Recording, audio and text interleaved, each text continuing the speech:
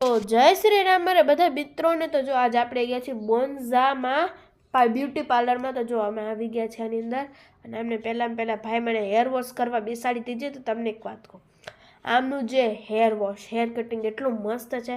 Means અહીંયા બે બોન્ઝા છે, બોનન્ઝા ને બોન્ઝા. હું તો દર વખતે 3 વર્ષથી બોન્ઝામાં જ હેર કટ કરાવું છું. જો તમારે પણ કરાવવા હોય તો મોરબીની અંદર રહેતા હોય તો રવા પર રોડ ઉપર આવી જાઓ અને અહીંયાથી જ કરાવી જાઓ.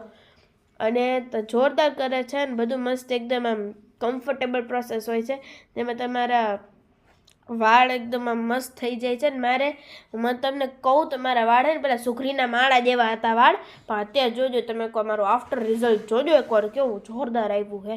તો તમે કરાવજો એકવાર, ખાલી એકવાર ટ્રાય કરી જોજો. અને મેં જેવો ફોટામાં દેખાડ્યો તો એવા જ સેમ ટુ સેમ કરી દીધા હે.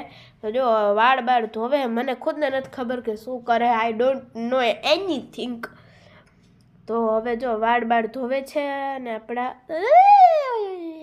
સુખરીન માળા જેવા વાળ હતા મારા, અને તે જોજો કેવો મસ્ત કરી દીધા. અને આ હજુ સુધી વાળ જ ધોતો કરીને એવું ઠંડુ પાણી લાગતું હતું ને સાચું કહું, એમને પછી ઘડી ગરમ પાણી કર્યું, પછી ઘડી ઠંડુ પાણી કર્યું, એવું બધું થઈ ગયું હતું ગાઈજ. જો હવે હે ને કેટલું માથું ધોશે ભાઈ. અને હવે સ્ટાર્ટ કરી દીધું મારું કટિંગ. ના પહેલાં વાળ હુકાવે હે.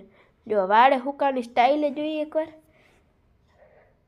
ભીનું એવું લાગતું હતું ને સાચું કહું. પછી એમને આપણને ગ્રીન સ્ક્રીન બનાવી દીધા અને હવે વાળ કાપે છે. અને મારા વાળને જોતી તેને કંઈક ફાઇનલ ટચઅપ્સ કરે છે. મારા વાળને સ્પ્રે બ્રે મારતા હતા, મને એ નથી ખબર કયો સ્પ્રે હતો. હવે એને થોડા ઘણા હરખા કર્યા કે આ સીધી બે હતી ને તો રોહીની, અને કહું ને હલ કરે. સાચું કહું મેં ભાઈને બહુ હેરાન કર્યા. તો જો હવે વાળ અને હા મારે ફોટોશૂટ માટે જવાનું હતું. તો તમને મારી આખી ફ્રેન્ડ દેખાડી દે, મેં ફોટા પાડ્યા. તમે કહેજો જરાક કે ફોટા પાડ્યા એના માટે જ મેં ખર્ચો કર્યો. જો અમારા વાળ જો એકવાર સુગ્રીન માળાથી આવો મસ્ત માળો થઈ ગયો છે. ટાટા.